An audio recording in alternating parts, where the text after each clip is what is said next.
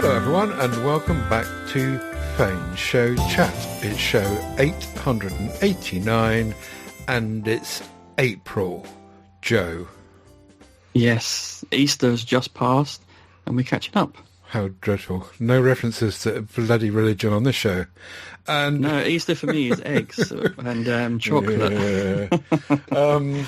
And sunshine. You know, as soon as it's April, the sun's out. We'll no doubt we'll have a heat wave soon. Let's not go down that road, whining about the bloody climate. Let's get on with the Phone Show Chat, and it's our little catch-up show this time. So it's an in-betweenie.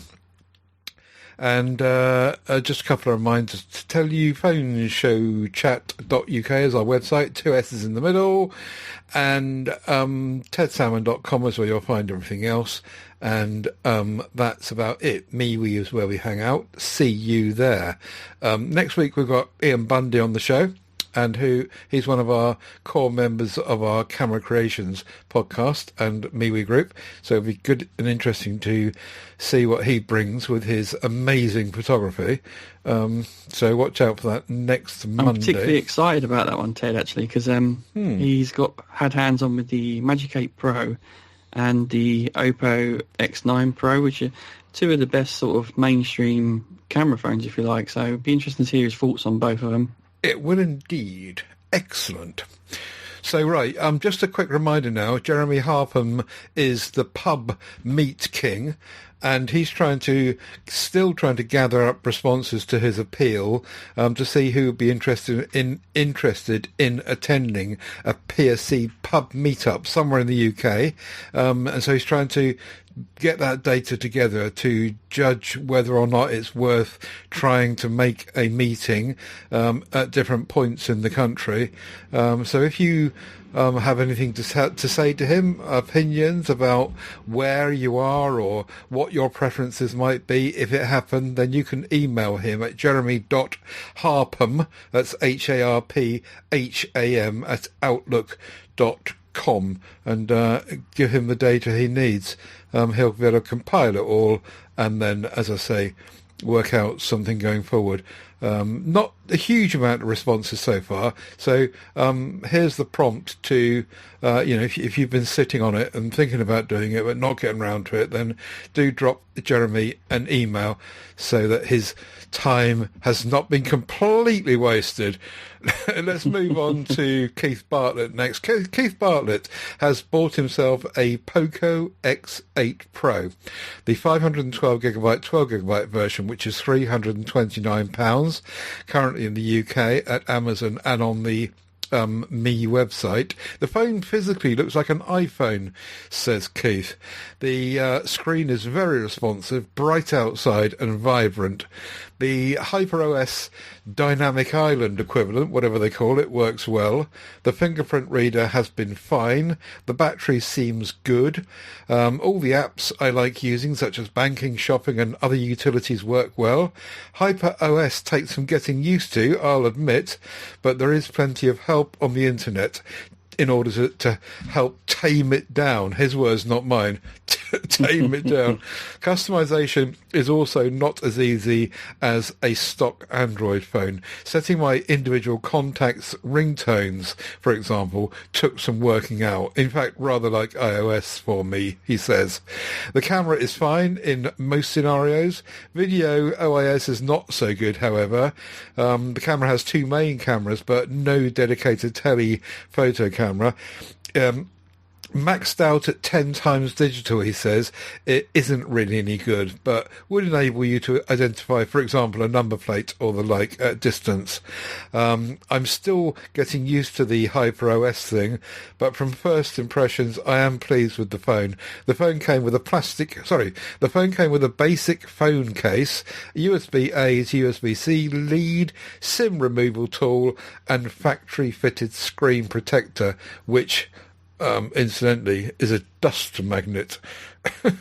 It does sound a bit like the story of my Honor 400 Pro, to be honest, which I'm kind of falling out of love with by the minute. After making it my phone of the year last year, I was very enthused back then. It just seems like trying to copy bloody Apple. They're spoiling the great hardware. It's a great phone, and it works really, really well, and it's fast, and it's got everything, all the boxes ticked, except it just, you know, don't you, Joe? Yeah, I mean, I know. Yeah, I like Magic OS myself. I don't mind it, but I've never tried HyperOS, but I haven't heard great things. But this phone that's really good value, isn't it? The specifications on that for 329 is unreal. Because even the Dimensity chipset in there is the 8500 Ultra.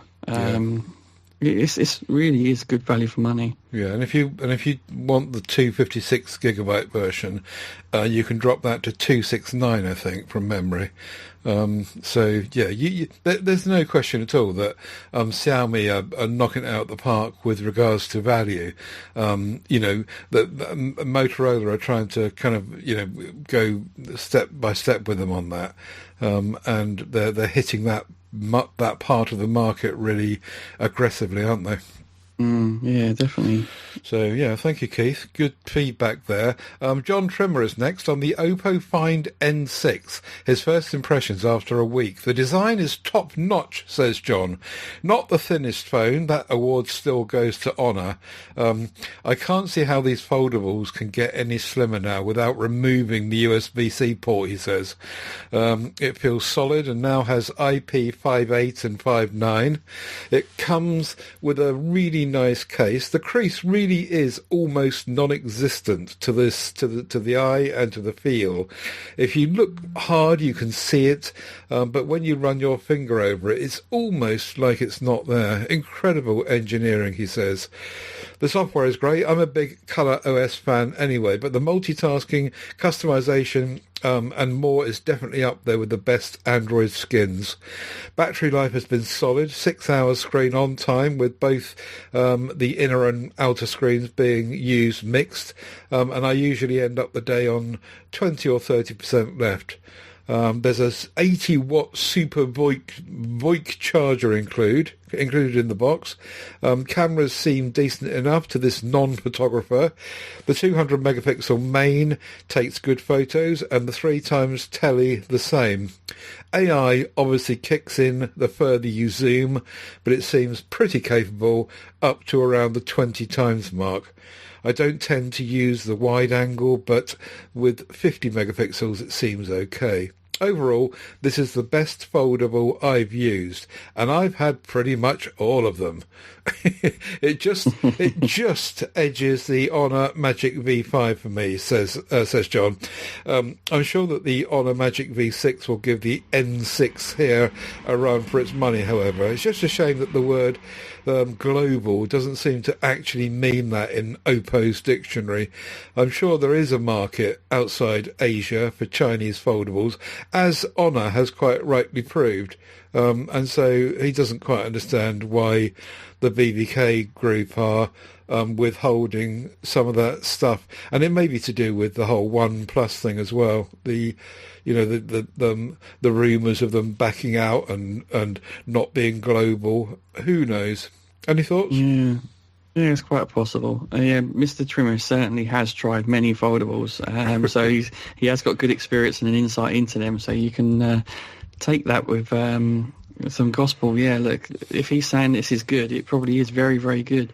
I still think the V6 will give it a run for its money, so that will be interesting. Yeah.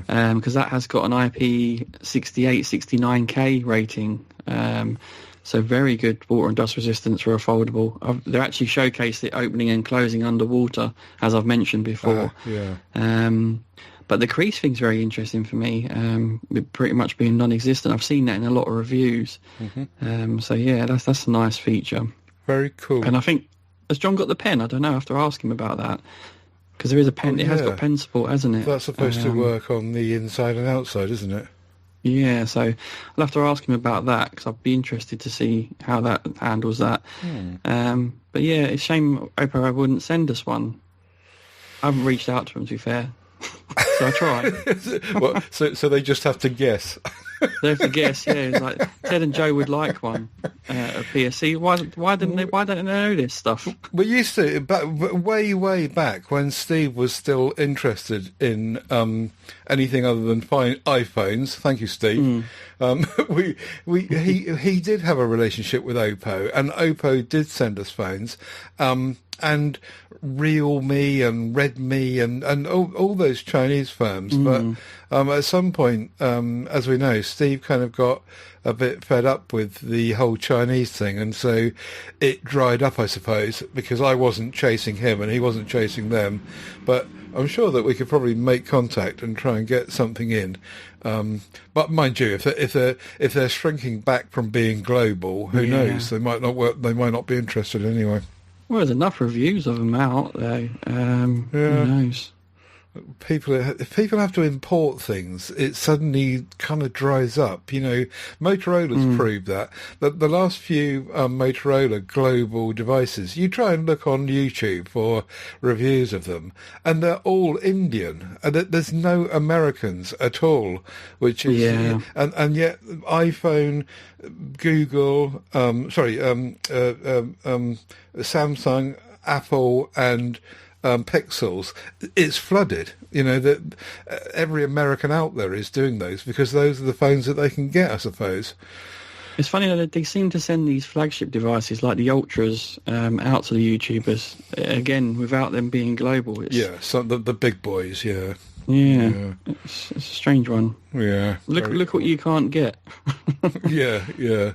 But I do think that people import them. Like, you know, for example, Flossie Carter, he's always importing stuff himself, and paying loads of money to do it. I mean, they might send to the likes of Mr. Brownlee, I suppose, because he's so famous.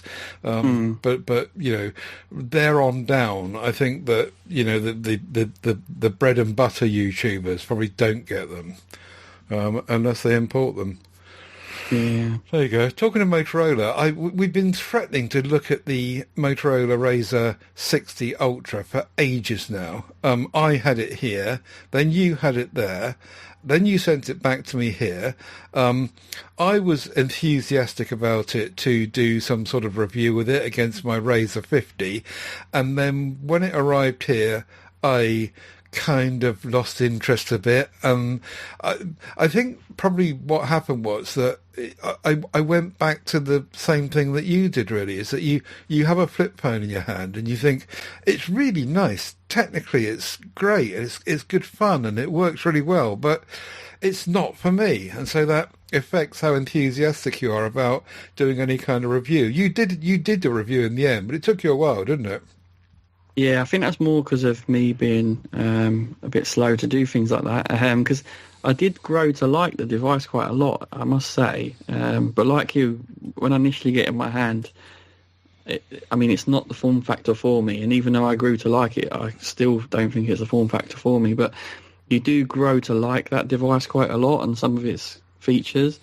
I don't know if you found that since you've spent more time with it. I have, and I've tried to make myself put everything away, and use it, and it feels like a flagship. It's got a really good chipset in it. In fact, the chipset in it is better than the Signature's chipset.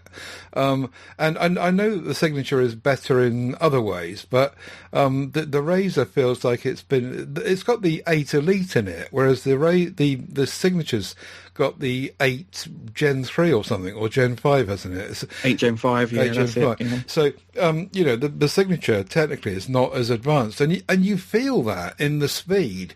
It's very subtle, but you do. If you put the two phones next to each other, for example, firing them up or transferring data or or updating the same amount of stuff from the Play Store, for example. Those kind of processor-intensive tasks, and you can see the difference in the speed. And the 60 Ultra is ahead, not by a huge amount, but it is ahead. It all adds up, though, doesn't it, Ted? Like these things, what you're doing, all adds up over time. Yeah, absolutely. Yeah, and some of the things that I really like about it, that apart from the speed, is that the speakers. Now, the speakers are not quite as good as the signature speakers, but then I suppose the signature speakers have got more room to move around, move the sound around. But honestly, the Razer 50 Ultra speakers are really quite good, and I was surprised at how good they were. I did install Wavelet in the end, because I thought it just needed a bit of an edge, but not much, just a little bit, and so I tweaked the sound a bit with it, but I made it sound really good and really loud.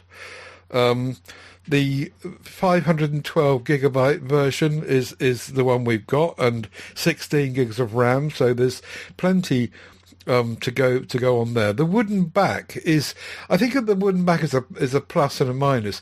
Like you, I want to use the phone without a case on it, and yeah. I don't really like the case that was supplied. I think it's clunky, and you can't get to the edges of the screen very well, particularly when it's closed up.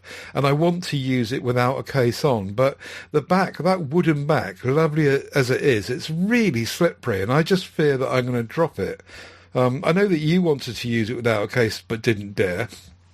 Yeah, definitely, because that wood finishing is really nice. And I bought quite a cheap case, which I sent on to you. Right. And one thing about the case that's supplied, dare I say, I feel like it's quite feminine. Yeah. As well. So that's another reason why I didn't want to use that. It's a lovely premium case, though, which is nice that that's in the box. It's really slippery, though. Everything just seems to be slippery. Apart from my soft TPU cases that I always end up buying for every phone I've got. Everything just seems to be slippery in my hands. Maybe it's my hands. Yeah, maybe. The 7-inch inside screen, when you get it opened up, is nice. I don't think it's noticeably bigger than the Razer 50s, though, because the difference between 6.9 and 7 inches, obviously, is a tiny amount. So I don't think that's the thing. However, both of them just feel kind of comically tall when they're open. That's my problem with them. They're definitely two-handed devices when they're open.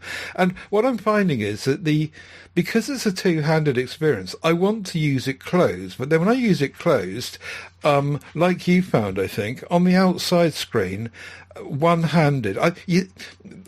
And again, part of this could be an age thing, because I've got to have my glasses on to use it. With the thing opened up on the 7-inch screen, sometimes I kind of just quickly get away without you putting my glasses on. But when it's closed up, you say, oh yeah, that's nice, lovely little dinky thing in my pocket. Pull it out. You can see the time. That's in nice big letters, numbers, but anything more than that, and it's like I've got to have my glasses on. You don't wear glasses, do you? No, but I do feel it's time I had a test. It's been a while. Yeah. So my thoughts then did go back to the Huawei Pura X. Actually, I saw someone reviewing that on YouTube the other day. For the first time, they got one in hand after all this time. They bought it off eBay or something, and they were wowing about it too. And I can't understand why that hasn't been picked up by some other OEM and run with, to be honest. But there you go. Yeah, same. I feel the same. I think it's the perfect sort of form factor. That sort of the nice medium between a fold and a flip. I think, I don't know why more people aren't doing it. It's very odd. I think they struck on a good idea there, and that no one's running with it apart from them. The screen brightness is really good, ever so bright in real world use, even out in the sun when it gets here. One of the things that is different to the Razer 50 is that because the bezels are smaller on the 60 Ultra, you can see, I don't know if you picked up on this, but you can see the edges of the screen protector. So the screen protector, the factory fitted screen protector, doesn't go out to the edge of the screen. And so it falls inside the line of the bezel. So you can see it just before the bezel starts. Did you notice that? Yeah, I disliked this because before I send it back to you, of course, I always like to give things a little bit of a clean, and I felt I had to get in there and clean that little ridge in between. Yeah. Because that's an area where it can just pick up dust, and because it's like a little ridge, isn't it? Where the screen protector ends, and I did dislike that a little bit, I must say. But more than that, I think that it's just a bit odd that you can see it. You can see the edge of the protector actually in the lit up, the pixels on the screen. You can see it inside. Just really odd. The always on display is really, really good. I love that thing. The Razor and the Neos just do it perfectly. Now the signature as well. Give it its due. But that is I think that is the gold standard now for me. They do it in such a way where it's bright enough. The algorithm that works out how bright it should be is just right in all light conditions, I find. And everyone should be copying that. It's just so good. I've got no other phone that does it so well. The battery, I'm still testing the battery. It's got a 4700 milliamp hour battery in it, as opposed to the 4200 in the Razor 50. But it has got 68 watt wire charging, up from 30 on the other one, and also the Qi charging is 30 watts. Up from 15 for anyone that would need that. But I haven't fully finished doing the battery testing on it, so I'll come back to that one in a future date when I get some useful data on it. I was a bit confused by Moto's native dialer. Now, this native dialer, so on the Razr phone, you've got this second phone app, which is really not like Motorola, because Motorola always use Google's own phone app. And I thought, what's this about? And I dug around to try and find out about it. And apparently it's because Google's own phone dialer doesn't work on the outside screen if it's closed, and so the only way you can make a phone call on the outside screen is by using Motorola's own phone app. And it switches between the two. So that explained what it was. If you look at the signature, for example, and any other Candivar Motorola phone, they don't have that. It's just serving that outside screen. And if you uninstall the Motorola's phone app, then the phone app disappears from the connectivity page or panel on the external display. It just goes away, and you can't. There's no way to make a phone call. And so, even though you can use Google's own phone app to flip open and flip close to end the call and start the call, you can't actually start the call from the outside screen unless you've got Moto's own app. So one would hope that that's something that Google would work with Motorola to fix, because what you're doing is missing out on all the goodness that's in the phone app, like the spam stuff and all the rest of it. However, having said that, I mean, Motorola do their own security suite, and you'd like to think that they were attending to that as well anyway. But yeah, did you notice that? No, I didn't, but it's good that Moto have recognised that and made a workaround. Yeah, I suppose so. Don't you think? Yeah. Yeah. Smart Connects works perfectly, as we'd expect, except that it hasn't got any cable support. Now, the signature, again, you see, they put all that back. They've made the signature basically the 70 Ultra, I suppose, a kick up from the 50 Ultra, and they've just put everything into it, and so it's got cable support for that. Having said that, I've got to a point really where I'm thinking that wireless wireless is perfectly good, and I very rarely use the cable to connect to anything. But yeah, it's fine. The wide-angle camera came back instead of the 50s 2x optical, and I think that, well, it's got pros and cons, but I think on balance, I'm happy with that. The wide-angle does do closer photographs for me, and you can do, of course, in interiors of buildings if you want to. With a zoom, it's not quite as flexible in that respect, but yes, of course, you can get optically closer to things. It depends what you want, really, but on balance, I think that it's been a good move in that respect. I think it makes sense, like I said in my review, like to get them wider selfies and vlog with it, for example, which I think is one of the purposes of that flip razor, rather. I think it makes sense. But I do like a telephoto, so I kind of missed one. But do you know what? It was a good challenge to do mobile photography without a telephoto, actually. Yeah. So I kind of liked that challenge. Yeah, maybe you should have my Razor 50 over there. You might get some mileage out of it with its 2x zoom. Something we can talk about.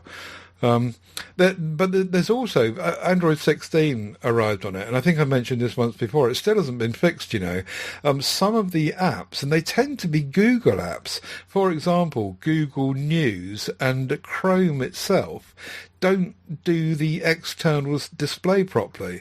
It's almost as if they purposely not let you go full screen on it, so that it doesn't go over the two cameras. So it's just, you can see from my two screenshots in the recording notes here that if you long press the bar at the bottom, it just stays where it is. It doesn't go down. There's a pattern here, Ted, isn't there? The phone app and these other Google apps not working on the outer screen.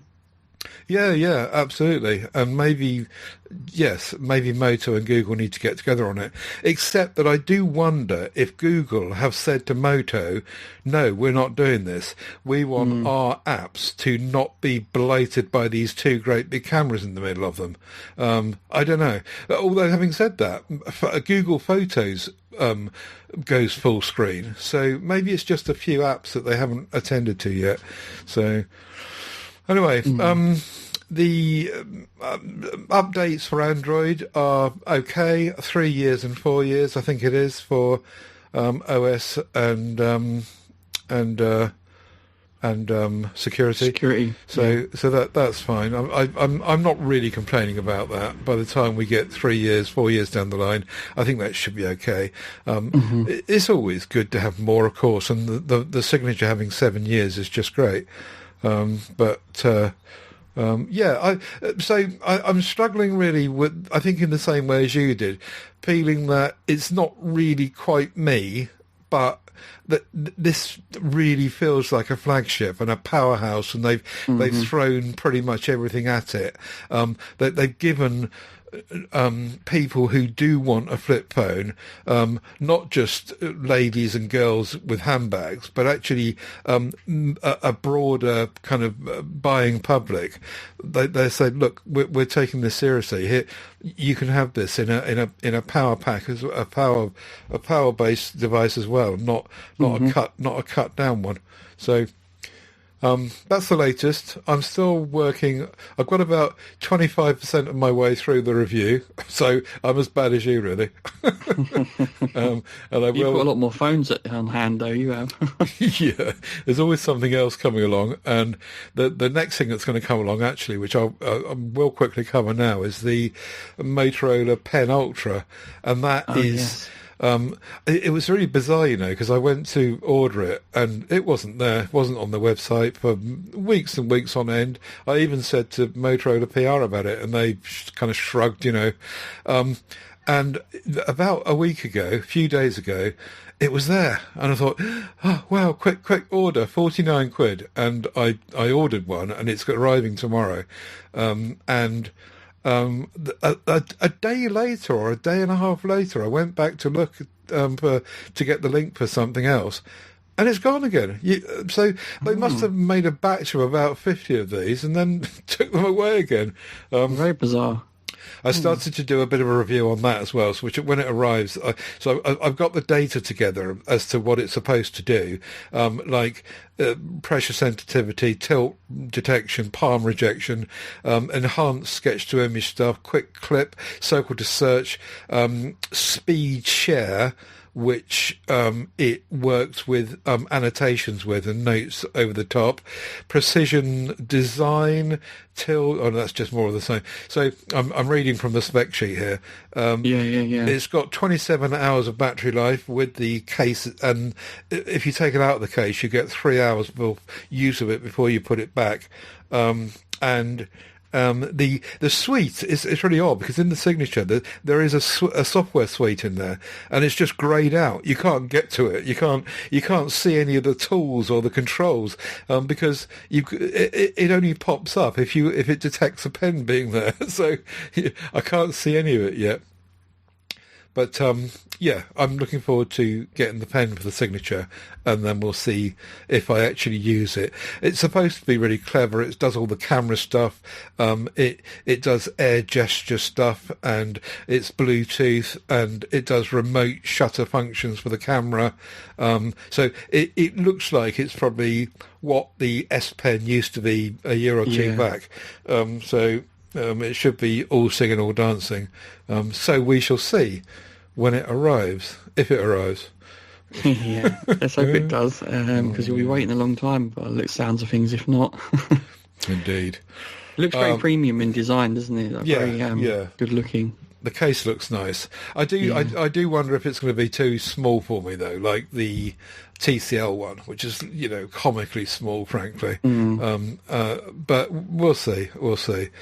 And also, I question to myself whether I'll really use it that much, because it's great to have the S Pen on the Ultra phones, but I did find that the only time I really used it was to, very quickly take it out and make a note on the outside screen. I wasn't really using it for all those enhanced features, like most people, I think, that don't do it. And one of the reasons why, no doubt, Samsung took all that functionality away.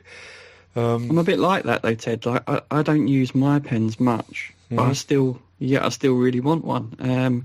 It's like I moan about there not being a headphone jack, when actually I never really used it much, but I still moan it's not there. Yeah. I guess that's natural to some degree, just wanting to have everything in the one package. The other thing is, of course, is that it's not in a silo like these S Pen Ultra, the S Pens on the Ultra phones for Samsung. It's not in so you've got to have it with you. It's got to be in a pocket. Unless they're going to bring a case out that it clips into or something, which I've not seen yet. And Motorola are really bad with their accessories and rolling them out. So I don't know whether we'll see that or not. But yes, it's definitely something you're going to have in your pocket, and because it won't go anywhere else. Yeah, similar to the Honor one that I've got here. It's in its own little case. So you've got to have it with you, which then does affect your usage as well, doesn't it, of course? Yeah, of course. As I say, you can't just quickly whip it out. The only one yes, thank you. The only one that's worked like that with has been the G stylus. And they've got it in a silo, the Motorola G stylus, but I haven't seen that in any other ones. But I'm really enjoying the signature. The signature's great. Regardless of what I just said about the chipset, it does feel like a powerhouse. It feels like everything has been thrown at it. And it's got loads of storage and loads of RAM. And as I said earlier, you can use it with a cable into your PC and all the Smart Connect stuff, and the always-on display is brilliant. The ultrasonic fingerprint is fabulous, and there's just so much to like about the signature.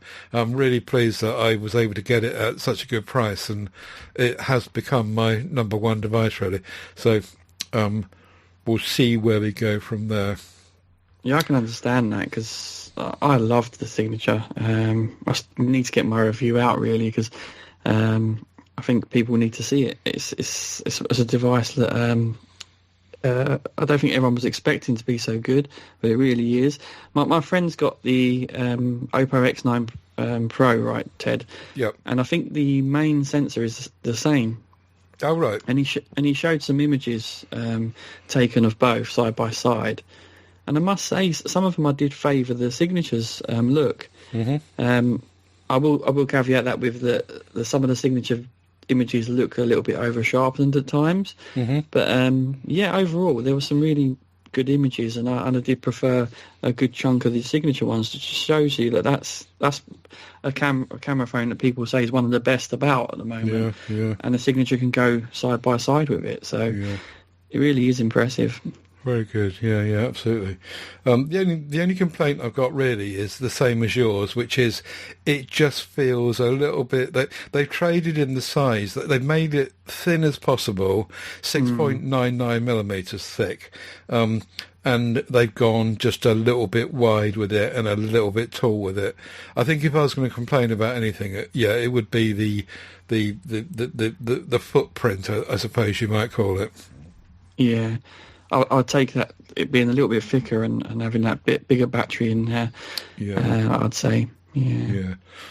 Anyway, there you go. That's the latest on those two Motorola devices. Let's jump back to the app wrap, and I just wanted to mention an app wrap that Ron Jeffries had put into the group, triggered by my post about text data files with 4,500 entries. I put this thing in about, I've got this text file with 4,500 entries in it, in just a simple numbered list on Google Drive in Docs. And it was just taking ages and ages to load. So I gave the problem to Gemma, and she said, "Have you got it on continuous pageless setup?" To which I had, and she said, "Change it to page setup because it's not loading it all at the same time then." And sure enough, she was quite right. Since I put it on page setup, it loads much, much more quickly. But anyway, on the back of that Ted's top tip, or Gemma's top tip, Ron said, simple note. He wants to put the app wrap, simple note into the app wrap, available for all platforms, mobile and desktop, fast text-only notes, which is the cross-reference to my thing. It syncs across devices, you get markdown support, you get version history, no formatting clutter, and it's totally free. Yay. It's basically the opposite philosophy of Evernote, which is feature heavy, OneNote, which is notebook style, and Apple Notes, which is rich media. So it's very fast plain text notes that syncs everywhere. Though after he posted it, Malcolm Bryant did jump in and say that he did a bit of digging around and there's no encryption, so if you've got sensitive data it might not be the best one. But yeah, Simple Note, I don't know if that Simple Note is part of the simple suite of, no, I don't think it is actually. There's another suite of apps that are simple this and simple that, but I think that's one of them. But yeah, there you go. Old-fashioned text-only note-taking, Simple Note. Thanks for your app wrap suggestion, Ron Jeffries. I like things simple, me. Yeah, don't we all? Right, I'm going to let you loose now because we come to the news. Yeah, this is quite funny. The first one is more Motorola. Sorry, Motorola. If you hate Motorola, then I do apologise. But me and Joe love it. So anyway, do you want to take this one? There's 3 new Edge phones. And we're not just saying that because we're motivators, by the way. We actually generally do love it. Yeah. So there is 3 new Motorola Edge phones coming. Edge 70. The Edge 70. Well, there's already the Edge 70 Fusion, Edge 70, and Edge 70 Fusion Plus, and you could say the signature is part of the Edge 70 range in a sense, because it was touted to be the Edge 70 Ultra, wasn't it originally? Yes, yeah. But they're talking about the Edge 70 Pro, the Pro Plus, and the Pro Lite, which made me laugh. It's very contradictory, the Pro and the Lite. I'm not sure what that's all about. They could have just not had the Pro bit, but let's see. There might be reasons why it's called Pro Lite. But I suspect it won't come to all markets, all these phones, Ted. What do you reckon? Because Brazil they get a lot of devices, and India as well, I believe. Yeah. But let's watch this space. I mean, I'm all for more Moto devices coming. As long as they don't get confusing, that's the trouble. Yeah. And like, where does the Pro and Pro Plus sit alongside the Signature? Yeah, it gets a bit blurred maybe. Maybe that's got the thicker one with battery that we want, the Pro Plus. Yeah, maybe. Could be a good one. Yeah, there's no power in there. But then they tend to be on the G series of power ones. Yes, yeah. But yeah, I think you're quite right. I think that this will be split up across different markets, and South America is a favourite of Motorola's, and India has become much of a favourite market as well, and what they're doing inside China. So even though there might be 6 Edge 70 devices potentially, and the Signature, they're probably not all available everywhere. You're quite right. This one is a bit sad for me. So it's leaked Sony Xperia 1 Mark 8, is that? 8, yeah. 8. Yeah, that's where we're at now. With renders. I don't like this redesign. I don't know what you think, Ted. It just doesn't look Xperia to me. So it's got a camera housing with like 3 cameras, but in almost as if it's meant to be in a square, but there's nothing there to make a square. Mm-hmm. And it just looks ugly to me, especially after so long doing the 3 camera modules in a row. I just don't know why you would change that. I liked the 21x9. I know you didn't like it that much, Ted, and you're happier with it not being that. But I was thinking everything that I liked about Xperia is slowly going away. This looks like a normal generic slab. I don't know what you think. Yeah, I think it does. You're right, and I hope that they're not just like everyone else trying to copy Apple. Of all manufacturers, Sony you would expect to go their own way and stay going their own way and not be influenced by what else is out there.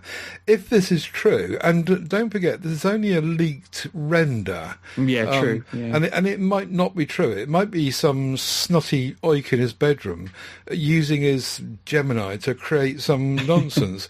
So, but who knows? Maybe this is the end of the whole kind of Sony feel. The other thing that was quite worrying is that I saw another a couple of close-up photographs of this story showing very clearly that the new one had a SIM card tray with a pokey hole in it. So not a removable, fingernail removable tray thingy, like we've got used to.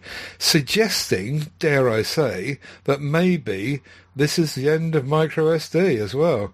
Now, there was another story which came out this week, which I don't think I posted anywhere, actually, unusually, which is that Sony have decided to throw in the towel on producing their own SD cards. Now, if that's true, that part of the story is true, but if it's true about the tray being changed and no micro SD card slot, makes sense. That all kind of hangs together, doesn't it? So even though it's only leaked rumours and renders, perhaps, there is something to it. There's no smoke without fire.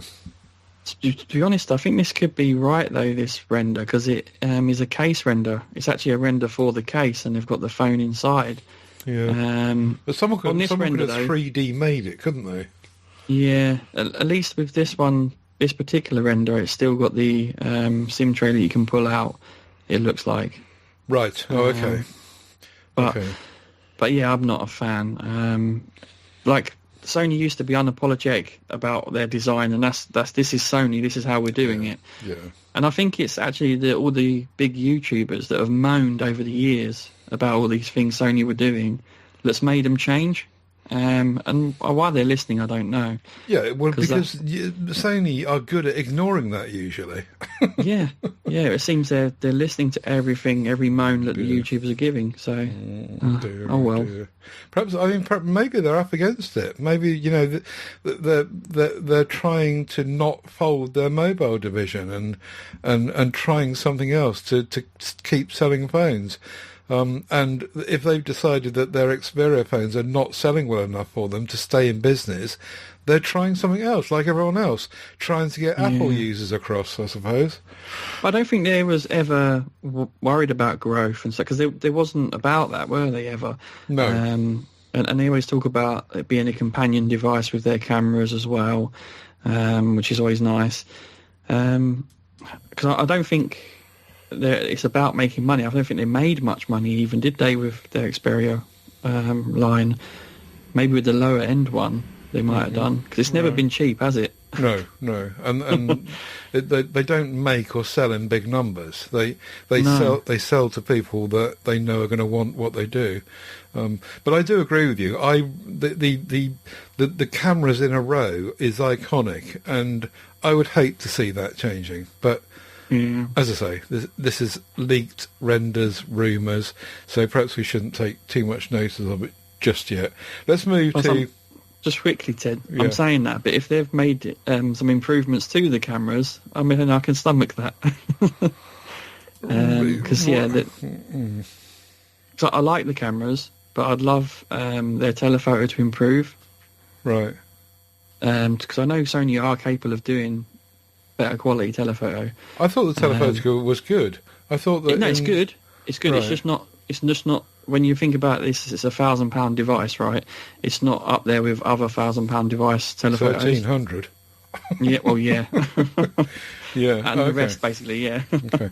But I think, like we've said many times on the show before, that using a Sony is just different to every other phone experience. And if you've got an alpha camera and you know what you're doing and you know how to tweak settings and all the rest of it, and you are basically a photographer, you will know how to get the most out of the Xperia phones.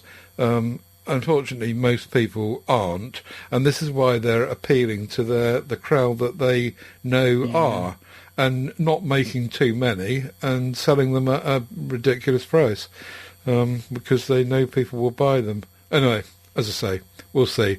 Let's move to Big Me. Big Me are the Chinese firm that used to do e-ink readers, and now they have decided to go into the phone kind of part of the market as well, and they produced a couple of phones already, but this one is a bit different. The first smartphone with a colour e-ink display on one side and an LCD screen on the other side. So my thoughts immediately went to Yotaphone. Yotaphone was great. I love my Yotaphone, which had an OLED on one side and a black and white display on the other side. It wasn't e-ink, but it was something akin, and it was really nice, and I liked it. The problem with the Big Me angle is that the last time I tried a Big Me phone, it was just so Chinese. When you, I remember you saying. Yeah, when you factory reset it or start it up, you basically got to get through Chinese menus to get where you want to go, and it's really off-putting and annoying. So what they need to do is, if they're going to do this with a double-sided device, which sounds really exciting and great, is to fix that and properly globalize the devices that they're going to put out to the global market, and not just keep it all Chinese. But an interesting idea, don't you think? Yeah, very interesting. I think it's great for those that want to read on their mobile and browse articles, but at the same time want a more vibrant display as well to play games and look at pictures and stuff. So yeah, I think like you say though, I think they need to nail down a decent software experience for this type of device. Let's see. Yeah, but I would love to have a play, definitely. Of course, if TCL got onto the idea, TCL have just made Next Paper OLED. So if they got onto this idea, they could do one side with their new Next Paper OLED and the other side with e-ink to get rid of the LCD altogether. So that would be quite interesting, and I'm sure that TCL will be watching this. Another interesting factor quickly, Ted, Yeah. is you could make selfies with your main camera with a screen on the back. Yeah, like a Razr. Yeah, like a Razr. Honor 600 Pro, which I know that you can't say much about because you have got inside information, but I can, because there's images that have been kind of leaked about how it's going to look, and very, very sadly, you know what I'm going to say, don't you? I know you're not allowed to comment, but it just looks like another iPhone. I'm really disillusioned with Honor, like I said earlier, going through the whole thing of last year, being really enthusiastic about it, liked it a lot, so much going for it, the hardware, and they're just aping Apple all the time, and more so. At least my 400 Pro didn't physically do that, but these ones that are coming out now really just look like they are becoming pseudo iPhones. It's just really annoying. But before I hand over to you to say anything that you are allowed to say, I did note that you were right, Joe, because you said before about the 500 not going global. So my 400, you're right. They've obviously leapt the 500 and gone straight to 600, haven't they? Yeah, because they did the same from the 200 to 400 as well. So don't know why that's their thing. I guess they come out more quicker than in a year, though, don't they? Because this would be a year cycle, the 600, wouldn't it, from the 400? Yes, that's true. Yes, that is true, because the 400 came out, what was it, about this time last year, wasn't it? Yeah, around this time, wasn't it? So they just seem to churn them out quicker in China, for China only, maybe. Yeah. One thing I will comment, and you said it looks like an iPhone, this particular image you've shown me is even orange. Yeah, exactly. Oh dear. I just despair, like we were saying earlier about Poco. Anyway, let's not go down that road any further. Let's turn back to you and say, I was just going to very quickly do a non-phone plug for you, because I noticed that you had put a non-phone little unboxing up. Yes, finally. So I should have been working on my signature review, but I did film some footage of the Lenovo Idea Tab Pro, which I had at the same time. I did it very last minute, but I've put together a short on it, and it's a really nice tablet. I've got to say, I really enjoyed it. Really premium feeling. It's got a pen, stylus support, and a pen in the box. The pen that comes in the box is worth 25 quid. On its own, so it is, and it's really, really good for palm rejection, which I mentioned in the video. It's really sensitive to the touch on the screen, so there's no delay really. It comes out really nicely. You've got a decent chipset in there, not the top end, but decent. But for the price you're paying, it's fair. You get amazing speakers on it. The speakers really blew me away, actually, because you've got 4 speakers on there. I think it's a great companion with any mobile device that you have. Thought I'd mention that as it's phone show chat. Yeah. And then something you've mentioned here, there's a PC mode, which is really good. It's like a Windows UI. I didn't mention Smart Connect because I still haven't explored that, Ted. I really should, shouldn't I? You should, yeah, because actually these tablets work really well with it. So, naughty. Yeah, because that's another extension of your tablet onto your TV or what have you. So, yeah, it's really good. Because what did I say? How much was it? 370 quid. So, yeah, I think. Yeah, but I think you'll get it much cheaper than that now because it is a 2025 tab. But yeah, hopefully I'll get some more Lenovo stuff in the future. Emily said she's going to see what she can do for me, so hopefully I'll get some more stuff in the future because I really enjoyed this tab, and they do amazing products. I didn't realise that it was last year's until I started digging around for the show. And yeah, it was released about the same time as my Lenovo Tab Plus, which I bang on about. That's the one with the amazing speakers on it. Well, I think they're amazing. So it's got this bottom half of the speaker, which kind of is thicker because it's got these great big speakers each side. And it's part of that same suite. And I was just a bit disappointed because both of these tablets were released on your one. The Tab Pro is the big one, isn't it? 12 point something. 12.1 inch, I think it is.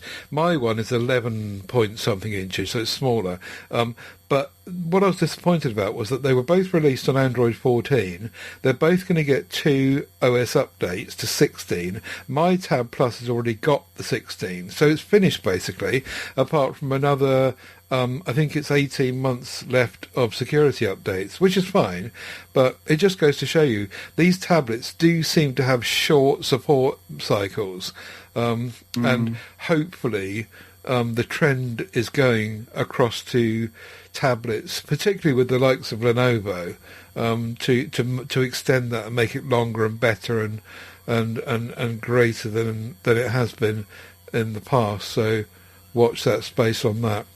Yeah, Ted, you just remind me of something quickly, actually. You know, remember I said when I first got the tab open, the previous reviewer had left their Google account on there. Oh, yeah. Which I found quite funny. I didn't read their emails, but I quickly checked to see if I could access them, and I could. They literally left their whole Google account on there, which was very stupid, I thought. And then, so I factory reset it, and then I did about 6 updates on it, because it just had no updates been done on it. Yeah. Which just shows you some of these reviewers really don't really test things much. No. Because although his Google account was on there wasn't much else. So it's like he played with it for 10 minutes and put it back in the box. Absolutely. And the mentality for these reviewers, I think, often is like, this isn't interesting enough for me to waste my time on, so I'm putting it away again. And, you know, they as you say, they turn it on for 10 minutes, have a quick look, and then put it away again, or at most make a very short kind of thing about it. And also the mentality might be, I'm not going to spend my time doing 6 updates and also use my data to do 6 updates when it's going to just be going back in a box and going back to the company. I think you and I and Steve before you, we just had a different mentality, and also other reviewers that are part of our group in MeWe that get sent PR stuff. I think we just seem to have a more responsible and adult and dedicated kind of approach to the matters, and not just a throwaway one, which I think some others do. But yeah, leaving your Google account signed in on it. I mean, how stupid can you get? Yeah, I couldn't believe it. Especially when I could get into his emails. I thought, oh, wait, I need to look away now and quickly factory reset it. I did think about being naughty and emailing people randomly just for a joke, but then I thought that might backfire on me. So no, you've done the right thing. Well done. Just one thing I wanted to mention was that their bundled notepad application, which is the one that works best with the stylus and the pen on both of our devices, is a bit nobbled really, because you can't sync it anywhere. You can share the creations out to other apps in the usual kind of Android sharing way, but you can't really sync it anywhere. You can install this Lenovo Smart Note app or something from Lenovo if you want to do that, but then you've got to pay them £25 a year to store the stuff, sync the stuff onto their cloud storage. And so, you know, it's a bit locked down. So, I mean, I think most people would just use Google Keep, or if they're in the Microsoft world, OneNote, and just do it that way. But it depends on how good the pen functionality is with that. Then I'm not sure. I haven't tried it. That's like what you say. You not automatically click on the one that's there already. And if it's already there and you start doing stuff and then realise after the fact that you can't sync it with anything, exactly, that would be disappointing, wouldn't it? So, And so with my pen coming for the signature, I'm wondering how, I could work with that. I guess that people just use Google Keep mostly these days. Well, they do probably in our circles. OneNote is very good, I have to say. I do, as you know, I do try and keep away from Microsoft products, but I have to agree that OneNote is very good, and the pen use on OneNote, when I've used it, has been very impressive. So you'd expect it to with their Surface products and stuff like that, wouldn't you? So So my sim is back in the Honor Magic 7 Pro actually. Oh right. Because obviously I had to give the signature back, and we haven't got our next Moto devices yet because DHL messed it up. And you know what? I do love the Magic 7 Pro, but boy does it feel chunky after having that signature. It's like, wow, very heavy and chunky. But yeah, I do love having that 3D face unlock again. That's one thing that does pull me back to these flagship Honors. Having that 3D face unlock is so good. And it doesn't look like an iPhone. And it doesn't look an iPhone, That again, that's why I can't wait to get the 8 Pro back in hand again, because I really enjoyed that device. Because that isn't as chunky and heavy as the 7 Magic Pro. So yes. But yeah, I might do a long-term review on this one actually, because I never did anything first time round. So watch this space. Maybe I'll get to that if I ever get through my signature review and some other bits I want to do first. The Magic 8 Pro is the one that we spoke about that's gone a bit less wide, hasn't it? That's it, yeah. And it's not as wide, it's not as tall, and it's not as thick. So all round it's nicer in the hand. And it's only subtle all the way round, but makes a difference. But it's £1,000? Yes, it is. But most of the time you can get it for $899, you'll find. Right. But more on that later. Oh, okay, right. I'm sorry, I didn't realise we were coming back to that. Right, okay. Let's more on that only because of my choice on classified. Okay. Well, let's finish off my Motorola stuff. And if you don't like Motorola, skip forward 5 minutes here, because I want to talk about the Edge 60 Neo again. And I did find myself, before the signature arrived, or even after the signature arrived to some degree, putting my SIM card back in this little dinky, small, pocketable smartphone, which is really nice. It's £600 less than the signature, so you would expect it to be doing less. But actually, I say that 95% of the functionality, maybe not 95% of the polish and the quality feel and all the rest of it of a premium product, but 95% of the functionality. It might be a bit slower here and there, but actually it's really good. The battery life is just amazing. The battery life is the best battery life I have. I was going to say I've ever had on a mobile phone, but it's not, because of the Motorola Power models. They did. Oh yeah. Yeah, they were just stupid long. And I haven't yet got to test your Honor Magic 8 Lite, which has got a big battery, so it may get usurped by that. But the battery life compared to anything else that I've got here in daily use is absolutely brilliant. The always-on display, I don't know if I mentioned it earlier, but it's the best there is. And it has distinct benefits, I think, over the signature. Sometimes, some days, I think it's a really tough choice for me in order to choose which one to use. I really, really like the 60 Neo, and some days, as I say, I put my SIM card in it. I think, this is the one I want to use over all else here. And then, of course, I changed my mind by the end of the day, but mainly because of the signature.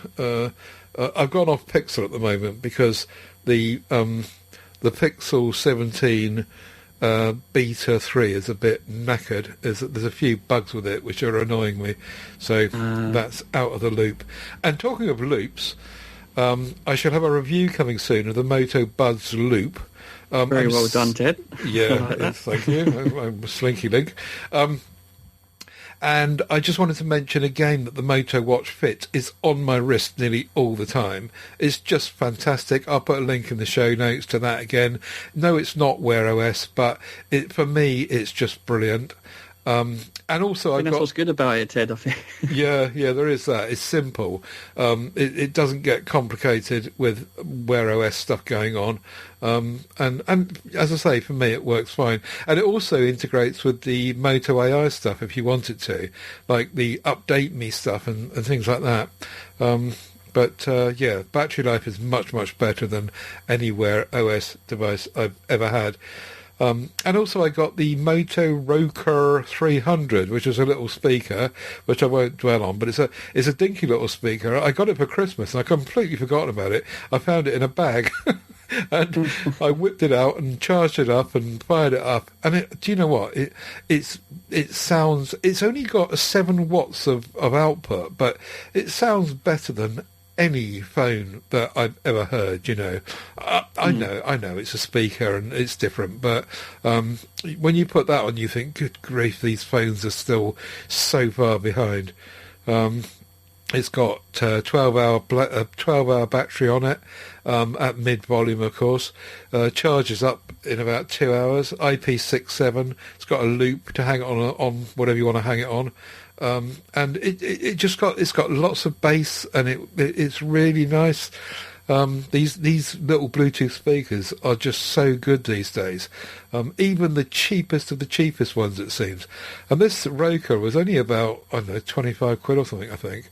In fact, I think it was less. I think it's 20 quid. Do you know what, Ted? I had Amazon Basic speaker that I had in my shower, and it's broke recently. I loved it because I listen to podcasts while I shower. Mm-hmm. This might be my replacement that I'm looking for. Someone to look into that. Nice one, Ted. I'll send it over for you. I've got about 742 speakers here, so I'm very happy for you to have this one. It doesn't necessarily need to be used with Moto, so it's just that I remembered I had it. So yeah, I'll send it over to you. You can have a play. I'll give you some money for it, Ted. Balls to that. But the one thing that you picked up on the other day, which I had as well, is this the sound flow. Do you remember that popped up on your radar, or have you forgotten? I've forgotten, but yeah. Okay. This is a brand new Motorola speaker called a Soundflow, and it is on a base, so it's got pogo pins on the bottom, and you can sit it on the base to charge it, and apparently it sounds great. It's 169 quid, just released on the 1st of April. Oh, I remember now. Yep. And it, I haven't had a chance to play with it myself, but I'm hoping that maybe Moto PR will send one. I do not need to spend another 169 quid on another Bluetooth speaker, but if we can talk them into sending one over to one of us, we could have a play with that, because apparently it's supposed to sound really good, and has the normal Bose integration. 30-watt speaker, so it should be really meaty and bassy, I would guess, compared to the little Roker 300. There's quad mic array as well, so for smart talking, I guess you can talk to it. Except it's not stereo. So they were clear about. At first I thought it was stereo, but it's not apparently. You have to put 2 together to get it to be stereo. Is that what it says there? Did you read that? I did see that you compare 2 together. That doesn't make sense. Yeah. Right. It looks very smart though. It would look nice in any front room or any room really, and it wouldn't look out of place. Yeah. Do you know what the case for your pen that you've ordered? It looks similar to that in the carbon. Yeah, in that kind of clothy outside thing, isn't it? Yeah, material, whatever it is, I can't remember. Okay, one last shout out for Moto. You can almost switch back on, dear listener. The stacking widgets. I didn't know that they did stacking widgets, or if I did, I'd forgotten. It's not very intuitive. It's not very obvious how you do it, but what it does is it supports some applications, and it depends which ones it supports, depends on what developers have put the hooks in for. So of my 100 and so apps I've got on my various Motorola phones, I've got Gmail, Santander, Smart Audio Book Player, Google Tasks, Google Translate, and YouTube Music. And those are the only ones that I can get to put in there to work with it. But what you do is once you've got a widget on the home screen, you get the next one and you slide it up to the top of the screen. And when you slide it up to the top of the screen, a button appears that says Edit Stack, and you drop it into there. And then from there on, it works very much like Honor's stacked widget. So you get a square block which you swipe vertically, and it's got an indicator on the side as to where you're at in the stack. So I had no idea. I don't think I had any idea that Moto did that, and I just kind of stumbled into it one day. Did you know that? You know what? I don't explore widgets enough, and do you know the phone that I did, and that's the Nothing phone. That encourages you to use widgets, doesn't it? Yeah. I really should explore, because I do enjoy widgets a lot. So yeah, my next Moto, I'll be looking at that, Ted. Yeah, I'll give it a go. It's worth a look. Right, okay, that's enough Moto. That's enough. Anything else you want to talk about? Just look, we're going to be getting the Edge 70s next, aren't we? Yes. So yeah, more Moto. Watch your space. Yeah, more Moto coming. I do. Oh yeah, just to mention that the Magic 8 Lite, the Honor Magic 8 Lite, which we spoke about earlier, did get the Magic OS 10 update this week. They promised it on the 1st of April, or they promised it in April, and sure enough, on the 1st of April, it came. Sadly, the lie about the always on display continues. So you go into the settings and it says always on display. This will be always on, and it's not. It just turns off after 5 seconds. It's just an infuriating lie. I just don't get it. What else is there to say? The trouble is that I don't think that I'm particularly that interested in the device, because it's so Apple-ish, and so even now that it's got Magic OS 10, it's got the hooks into it, so you can long press the home screen for widgets, and you don't have to go through that silly nonsense that you did before, and it works fine. The speakers are really good. They're the ones that go up to 400%. But the quality is not the best I've got, but certainly the volume is very good indeed. And I guess to some degree it's what you get what you pay for. In terms of, it's a big device. It's not really for me. I can't see myself liking it much. It's got an amazingly bright screen for those who want to focus on that. But it's down to £295 now on Amazon UK, so it's moving almost into budget territory, really. And as I said earlier about the signature, you can't expect a £295 phone to be performing the same as a 900 one, which is also the Magic 8 itself being up at that price. So I do acknowledge that you can take a drill to it, but I'm unlikely to do that. I was about to say, Ted, I think it's for someone who wants that robust durability with the phone, but yeah, it's still being quite sleek. I think you hit the nail on the head as well. The screen for me is very nice for its price point. But yeah, there's other devices I'd much prefer. But yeah, it's a nice device, just not a TED device. Yeah, no, I think it's more like my dad's device. Or my dad's friend's device. I think that would be the kind of person that would like it. Really bright screen, really big, so aging eyes can see it easily. But I do think my dad would get lost with the Apple alike software all over the place. So again, you'd need to be training people to use it if they're not tech savvy. I put Octopi Launcher on it, as you'd imagine, which makes it a bit better. But there you go. And your OnePlus Watch 2 is here, and I have had a look at it. I know you want to sell it, and I think we ought to probably get on with that. It's certainly a nice-looking watch. It's very smart. I do like all the button placements, and it's got a real premium feel about it. I don't like the supplied strap, but then I never like the supplied straps. I always get my own. And you can do that because it's got a pin, 22 millimetre pin, which is great. It's quite a big watch. It's not quite in the Galaxy Watch Ultra League, but it's not far off. And I paired it up with O Health because you've got to do that. It doesn't look as though you can do much unless you do that. It talks to your phone via that because it's not Wear OS and whatever. So there is that to it as well.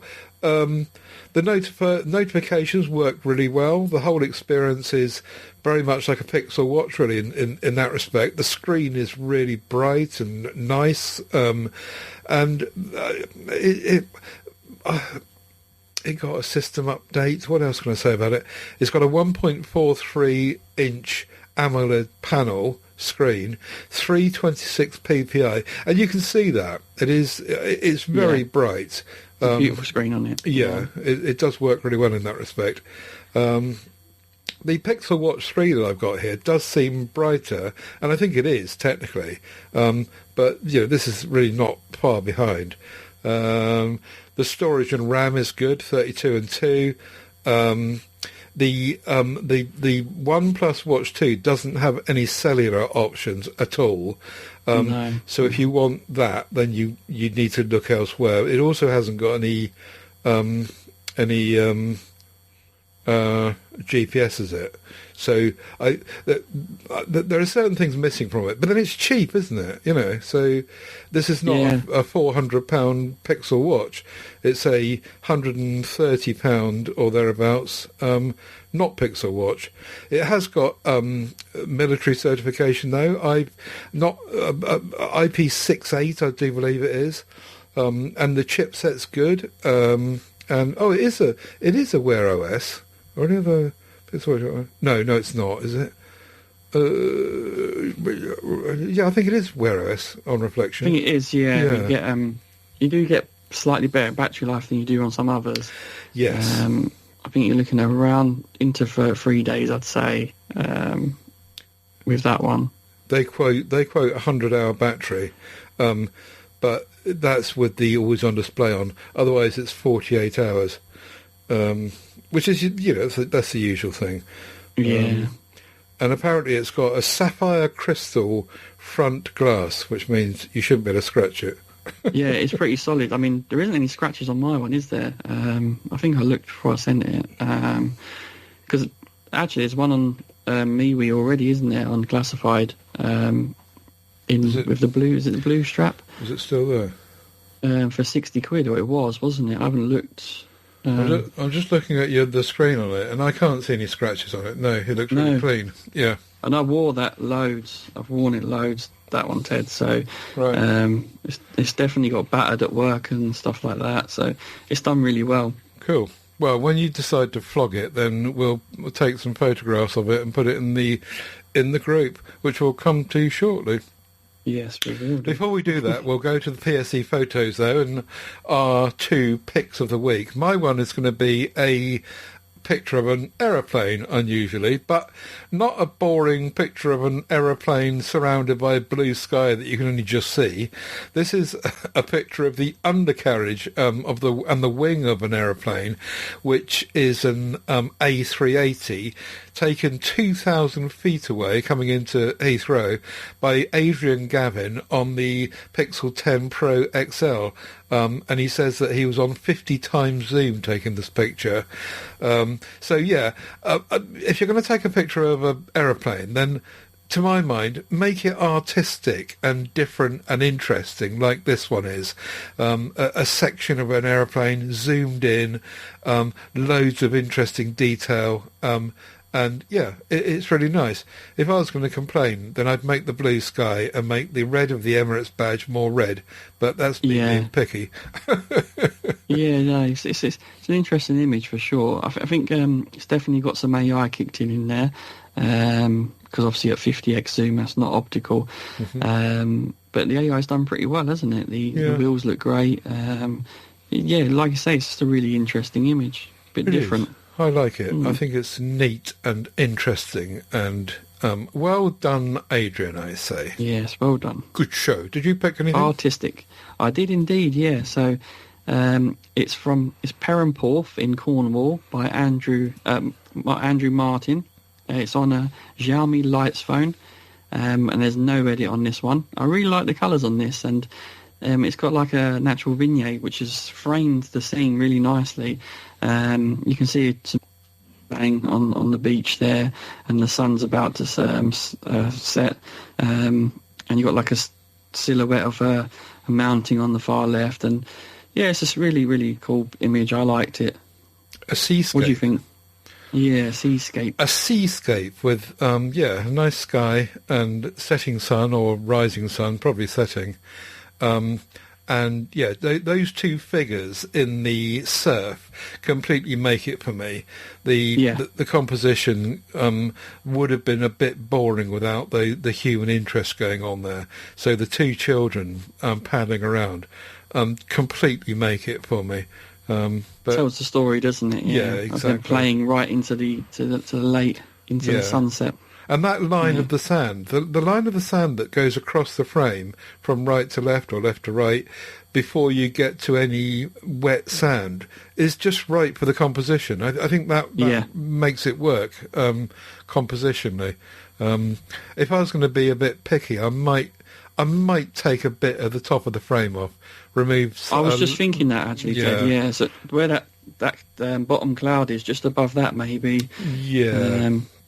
But yeah, it's a lovely image. I love the colours. The colours are beautiful.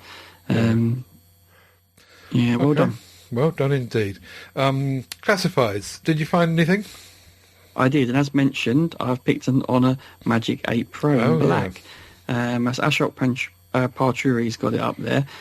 He's asking for £600 plus delivery, which, as mentioned, it's over £1,000 normally. It's not that long out.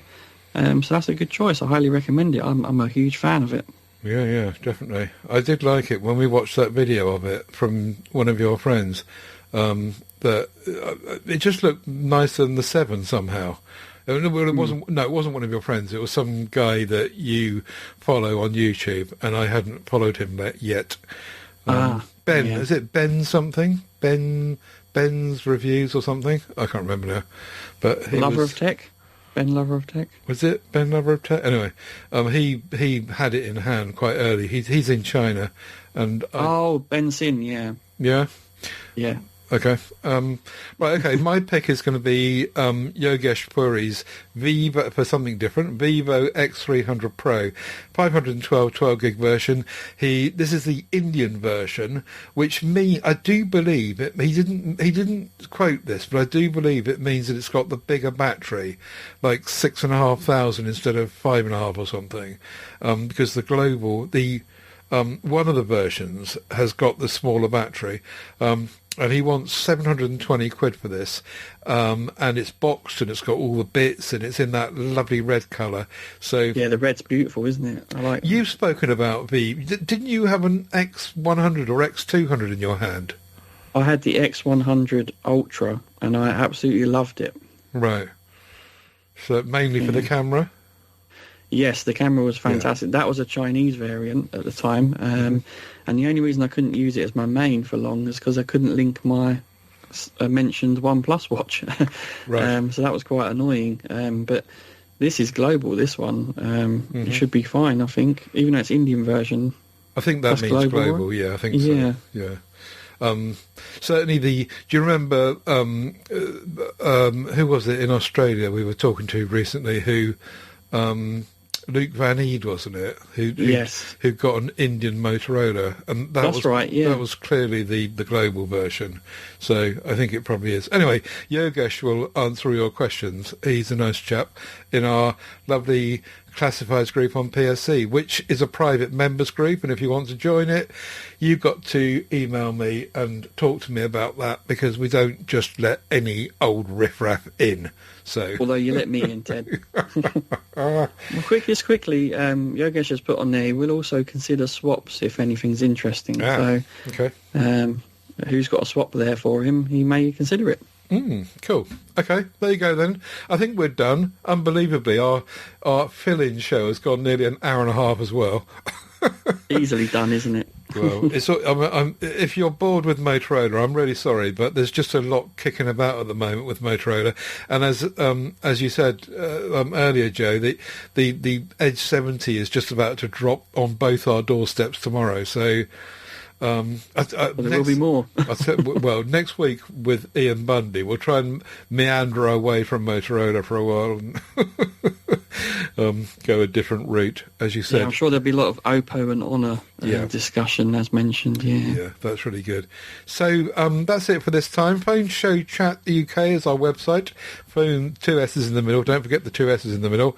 If you want to buy me a coffee, you can do that. It's at paypal.me/Ted Salmon, and for Joe, it's paypal.me/Hickey85. What else? We've got the MeWe group, which you can get to and talk to us about anything you're doing in the world of mobile phones, and feed the podcast for that as well.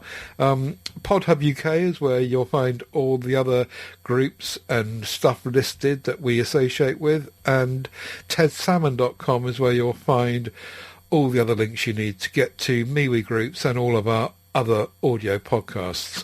So be there. And next week, we expect you to be back listening to us and our good friend Ian Bundy. So thanks for listening this time, and we'll catch you next week. Cheers.